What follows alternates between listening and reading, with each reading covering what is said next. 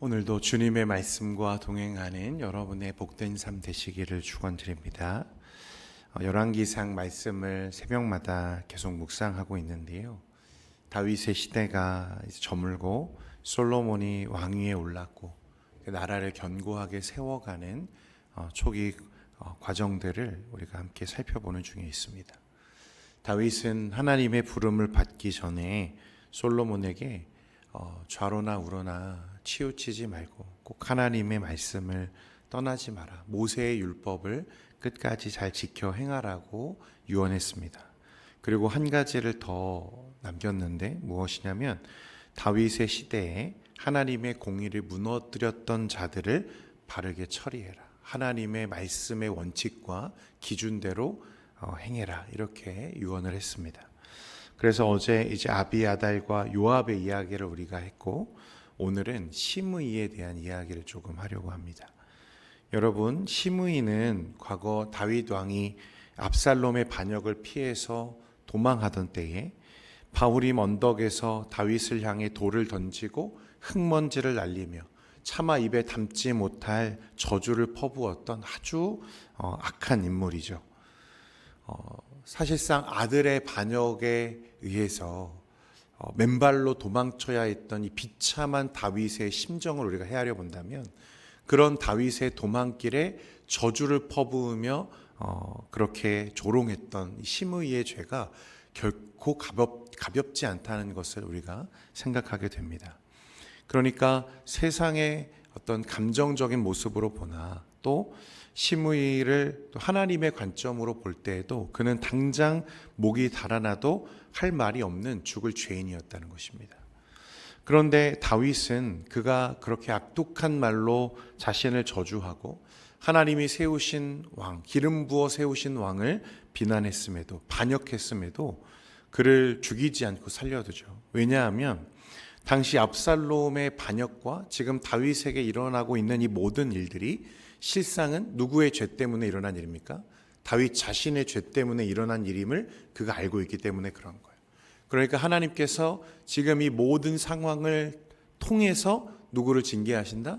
나를 징계하신다는 것을 다윗이 알고 있었기 때문에 그의 처사를 그냥 두고 본 것입니다. 그런데 이제 솔로몬의 치세가 되고 나서 다윗은 그에게 이제는 그 죄를 정리할 때가 되었다 이렇게 이야기를 하는 거죠. 근데 말씀에 보면 솔로몬은 이 시므이를 불러서 그러면 즉각적으로 처형했는가? 오늘 말씀에 보니까 그렇지 않습니다. 오히려 그에게 한 가지 기준을 정해주고 살 길을 열어주는 것을 우리가 말씀을 통해 보게 되는데 우리 36절과 37절 말씀 우리 한번 같이 읽겠습니다. 36절, 37절입니다. 시작. 왕이 사람을 보내어 시므이를 불러서 이르되 너는 예루살렘에서 너를 위하여 집을 짓고 거기서 살고 어디든지 나가지 말라. 너는 분명히 알라. 내가 나가서 기드론 시내를 건너는 날에는 반드시 죽임을 당하리라. 솔로몬은요 시므이에게 어떤 처분을 하게 되냐면 예루살렘으로 제한되어진 이 기드론 시내를 건너지 말라는 기준을 세워서 그곳에 거처를 삼고 평생을 살라고 이야기를 합니다. 기드론 시내는 과거 다윗 왕이 아들 압살롬의 반역을 피해서 눈물로 건너야 했던 아픔이 서려 있는 장소죠. 솔로몬은 다시 말해서 시므이에게 다시는 내 아버지를 향해 돌을 던지고 저주했던 그 패역한 과거의 자리로 돌아가지 말라고 지금 말하고 있는 것입니다. 이 말씀을 보면서 아니 평생 사람을 그렇게 한 곳에 가두어 두는 게 참 너무한 것 아닌가 이런 생각을 하는 사람들이 있는데요. 시므이는 앞에서도 얘기했지만 당장 처형당해도 목이 베어져도 할 말이 없는 극악무도한 반역자죠. 반역죄입니다. 그런데 솔로몬은 그를 어둡고 좁은 감옥에 가둔 게 아니에요. 어디에 가뒀습니까? 이스라엘의 가장 크고 풍요로운 도성 예루살렘이라고 하는 도시에 그의 거처를 허락해 주었다는 거예요. 그러니까 이 예루살렘만 벗어나지 않으면 되는 거죠. 우리로 치면 서울만 안 벗어나면 살게 해줄게 이렇게 지금 말하고 있는 것입니다. 여러분 아무리 봐도 이건 그가 지었던 과거의 죄에 비하면 너무 가벼운 처벌이죠. 사실은 이것은 사실 그에게 베풀어지는 생명의 울타리이고 은혜의 방어선과 다름이 없었다는 것입니다. 그러니까 네가 죄인이지만 이 선 안에만 머물면 어떻게 하겠다? 너의 생명을 보존해 주겠다. 지금 약속하고 있는 거예요. 여러분 이 그 자비죠. 왕의 자비. 사실은 저와 여러분이 지금 살고 있는 그 하나님의 은혜의 삶, 신앙생활도 여러분 이것과 별로 다르지 않습니다. 저와 여러분은 실상 죄인이고 심판을 피할 수 없는 절망스러웠던 자들이죠. 그런데 하나님께서 저와 여러분을 놀라운 은혜로 구원하셨습니다. 십자가 은혜로 구원하시죠. 그리고 저와 여러분에게 어떤 삶에 머물라고 말씀하시냐면 은혜 안에 머무는 삶을 살라고 말씀하시는 거예요. 그러니까 이 은혜 안에 머무는 삶이 뭐예요? 신앙생활이죠. 주의를 거룩하게 지키라고 하는 명령, 기도의 자리를 떠나지 말라고 하는 당부, 세상과 구별되어 정직하게 살라는 거룩을 향한 하나님의 기준들, 이 모든 것이 하나님이 저와 여러분에게 주시는 은혜의 울타리라는 거예요. 저와 여러분을 구원하시고 그 구원하신 은혜를 가지고 그 은혜의 울타리 안에 살아가라고 말씀하시는 거예요. 지금 시므이에게 베풀어지는 은혜가 이와 같다는 것입니다.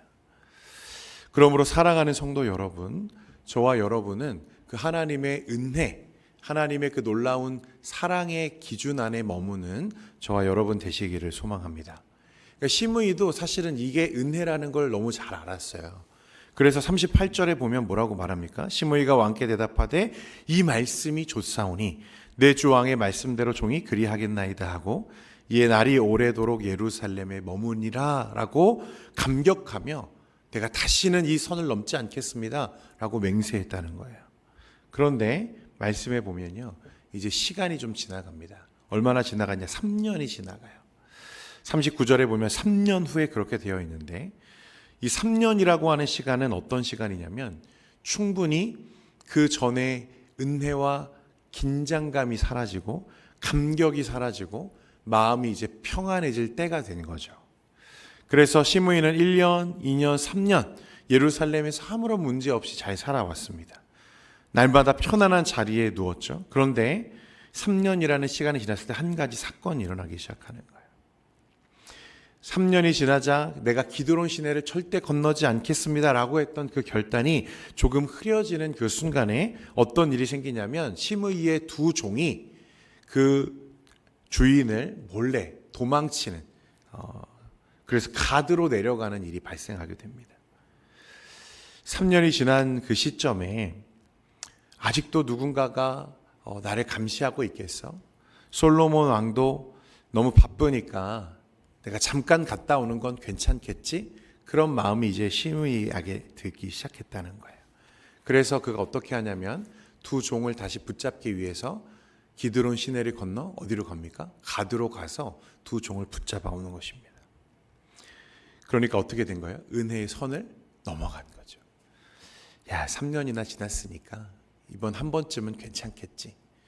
야, 이 정도면은 그래도 아무도 모르겠지. 이런 마음이었다는 것입니다. 사랑하는 성도 여러분, 우리 신앙생활에서요, 가장 무서운 사실 적은 경제적인 가난이나 육신의 질병 같은 외부의 고난이 아닙니다. 우리 영혼을 병들게 하고 우리 영혼을 파멸로 이끄는 것은 은혜에 대한 익숙함, 영적인 무감각이라는 거예요. 여러분, 우리도 그렇지 않습니까? 처음 우리가 예수 믿고 십자가 은혜, 십자가 복음의 그 구원의 감격을 깨달았을 때 여러분 얼마나 우리가 감사했습니까? 그날의 기쁨을 아직도 잊을 수가 없죠. 그런데 하루 이틀 몇 년이 지나니까 어때요? 그 은혜가 조금씩 시들어지는 것을 느껴요. 처음 집사로, 권사로, 장로로 우리가 직분을 받고 임직할 때에는 우리의 마음이 얼마나 뜨겁습니까? 우리가 무엇이라도 내가 하나님을 위해서 내가 다 감당하리라 라고 했던 우리의 마음이 조금씩 흔들리기 시작해요. 그러면서 5년, 10년, 20년이 지나고 그 마음에 혹 굳은 살이 박힌 것처럼 익숙함에 우리의 마음이 변질되는 것을 우리가 얼마나 많이 느낍니까? 영적인 긴장감을 잃어버리고 은혜를 당연한 것으로 여기는 순간에 무엇이 찾아오냐면 유혹과 시험이 찾아오는 거예요. 지금 시므이에게 꼭 그런 일들이 지금 벌어지고 있는 것입니다.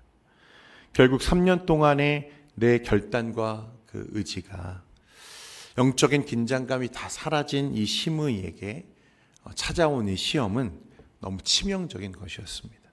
그래서 그는 40절 말씀에 보면 나귀의 안장을 얹고 가드로 쫓아가서 절대로 이 기드론 시내를 넘어가지 말라고 했던 왕의 명령을 어기고 종을 붙잡아 오게 됩니다. 그래서 이 일로 인해서요, 그는 별일 없겠지 했지만 결국 솔로몬의 군대 장관 브나야의 칼에 목이 날아가는 비참한 죽음으로 그가 최후를 맞이하게 됩니다. 여러분, 오늘날에도 우리의 모습이 이런 모습이 있는지 잘 점검해 봐야 됩니다.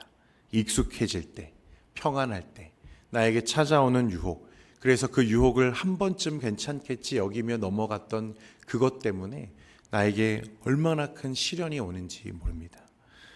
여러분, 이런 시므이처럼 눈앞의 작은 이익 때문에 또 그런 유혹을 이기지 못해서 하나님과의 관계가 끊어지고 영원한 것을 잃어버리는 그런 어리석은 삶을 살지 않고 영원한 하나님의 나라를 끝까지 붙들고 승리하는 여러분들 되시기를 주님의 이름으로 축원드립니다.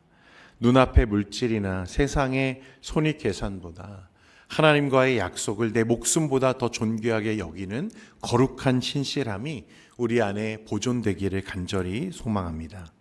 그러니까 오늘 이 말씀을 통해서 하나님은 오늘도 저와 여러분이 어디 안에 머물기를 원하시냐면 은혜의 말씀 안에 머물기를 원하시고, 그리고 우리 마음이 혹시 그런 빈틈이 벌어지지 않았는지, 내 마음이 익숙함에 지금 다시 꿈틀거리고 있지 않은지 여러분 점검해 보라는 것입니다. 나를 살리시고 험한 세상으로부터 나를 보호하시려고 하는 주님이 그어주신 은혜의 울타리 안에서 여러분 평안을 누리며 또 하나님의 말씀대로 살아가는 저와 여러분 되기를 간절히 소망합니다.